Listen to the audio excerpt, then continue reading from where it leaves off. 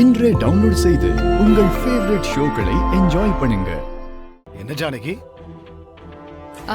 இல்ல நம்ம இடத்த வாங்கணும்னு 2 பேர் வந்தாங்கல்ல. ஆமா. அந்த இடத்த நாம ஏன் அவங்களுக்கே கொடுத்துடக்கூடாது?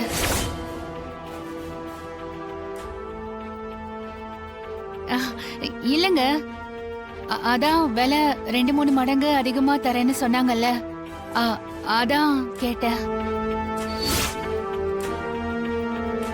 அவங்க கிட்ட இடத்த கொடுத்தா நமக்கு நிறைய பணம் கிடைக்கும். ஆனா அந்த கெமிக்கல் கம்பெனி வச்சா என்ன ஆகும்னு தெரியுமா? நிலத்தடி நீரெல்லாம் கெமிக்கலா மாறிடும். அப்புறம் குடிக்கிற தண்ணிய கூட விலை கொடுத்துதான் வாங்க வேண்டி வரும். இப்ப வந்து அங்கெல்ல ரியல் எஸ்டேட் காரங்க, அவங்க விட்டா மனையவே முழுங்கிடுவாங்க. அவங்க லாபம் சம்பாதிக்கிறதுக்கு நம்ம இடத்த கொடுக்கணுமா? இப்போ இடத்த ஏன் உங்களுக்கு கொடுக்கலன்னு புரிஞ்சுதா? அப்புறம் உங்க எல்லாருக்கும் இன்னொரு விஷயமும் சொல்லிக்கிறேன். வந்துட்டு போன ரியல் எஸ்டேட் காரங்க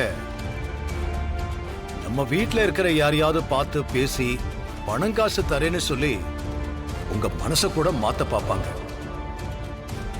அவங்க பேச்சுக்கு மயங்கி கைய நீட்டி காசு கீசெல்லாம் வாங்கிடாதீங்க. பின்னாடி பெரிய சிக்கலாயிடும். புரியுதா?